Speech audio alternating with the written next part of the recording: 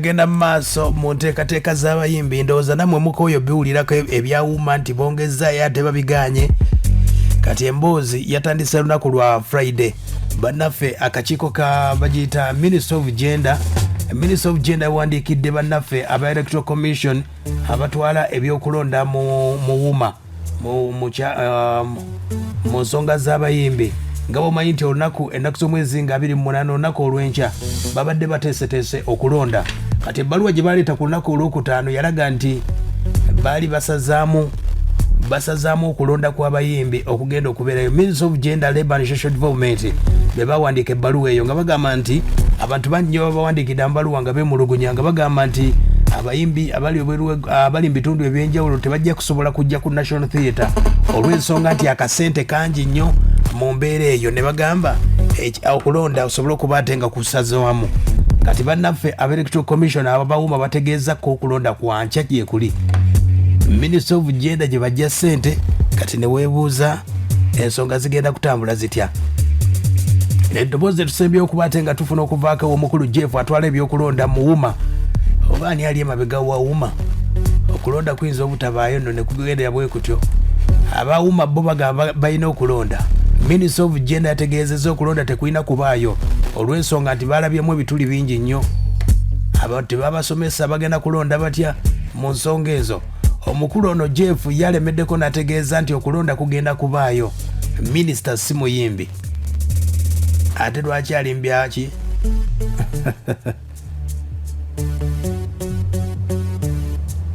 awulira.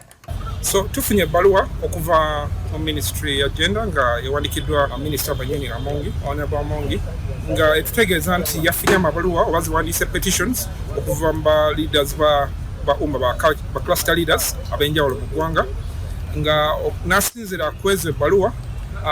n'okwetegereza mu constitution yaffe n'ebiwandiiko ebirala bikwata ku umma okusazaamu akalulu ng'ateesa nti tusooke tutuule twetegereze tulyoke tuddemu tugende mu maaso n'akalulu. Ku lwaffe tulowooza akoze ensobi y'amaanyi nnyo takozesezza bwerufu oba bulambulukufu ng'asalawo kyasalawo kubanga twamuwandikira naffe ezo petition twazifuna era twazifuna nabawandikirako ne UNCC ekitongole kya gavumenti kitukolagana nakyo era ekikwatagana ne ministry ye tumusaba twogere naye. Omu ku police board member affe yamuwandikira Honorable Hilary Kiyaga n'amusaba meeting tumunyonyole ategeere lwaki twasalawo bye twasalawo ategeere ne gye byava nga tulowooza ayinza okuba nga tannategeera. Ensonga zeezo nno okulonda kw'abayimbi kubuusabuusibwa baba bategese okulonda bagamba olunaku olw'enkya abayimbi muyina okulonda oba ovaawo oyina okujja. Ministry batwala Ministry of Gender ebagamba okulonda tekulina kubaayo. Ensonga z'abayimbi gavumenti eziyingiddemu wakati. Omukulu ono Jeff ategeezezza nti babadde boogera bulungi nnyo ne Ministry of Gender ne beekyusiza bwekyusa mu nsonga zino ate nga tebabitegeera nabo. Era bwe twatuula meeting eno tumunyonyola bulungi police board ya umma yonna yavaayo nemunyonyola bulungi nga tusuubira tunyonyola ye anyonyole minister n'anyonyola minister ne UNCC executive director nga waali ne bakitegeera ne bagamba kituufu kye twasalawo kyali kivudde walungi era twali nga tulemereddwa lwa nsonga nga zitegerekeka era okuva olwo ne balangirira nti akalulu kagende mu maaso era ne batuwa blessing tugende mu maaso. Twekanze nnyo olwaleero nga taawandise ebbaluwa nga teyina kyekwatagana ne ku bye twateesa era byava mu ofisi ye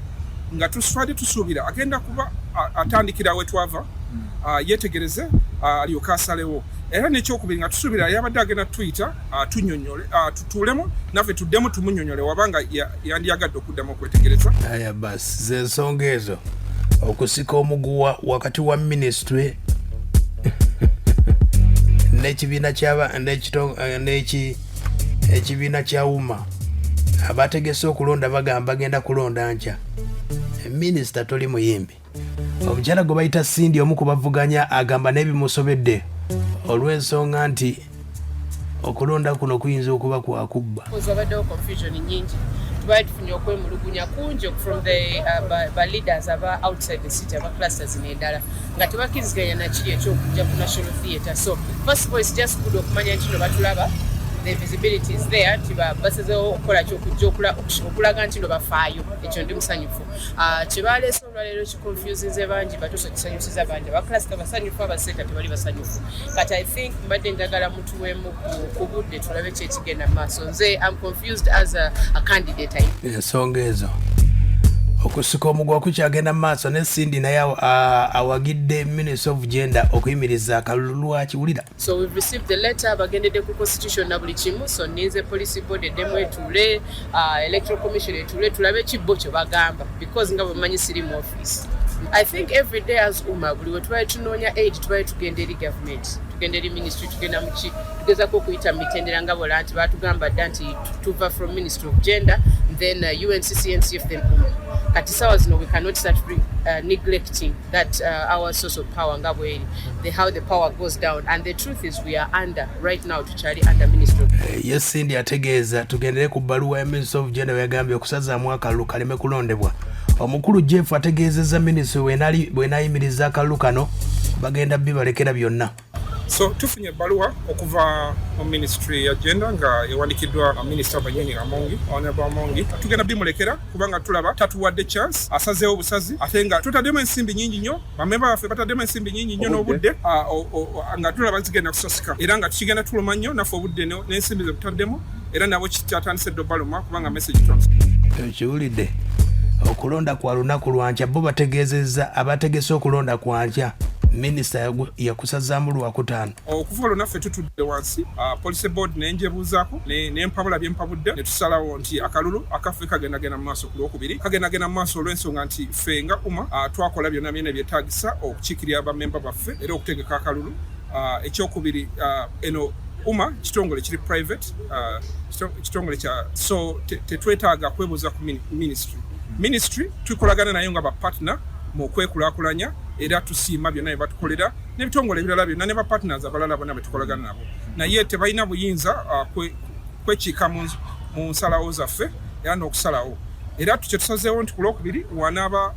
alemeddeko akwese eryanyi okutuyimiriza tugenda mu kuwasa UMA agiddukanye nga bwayagala era n'akalulu akakubise era akategeke. Abasajja banyiize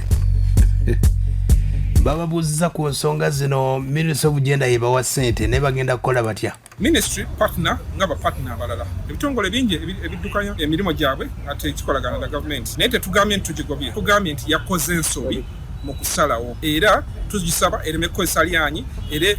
esalewo ng'ekolagana naffe so singa etusukkako terina tusukkako erina kubanga ekolagana naffe mu kusalawo ng'era yeetegereza era twatudde dda ne twogera naye ne tusuubira nti egenda kugoberera ekyo kibennyini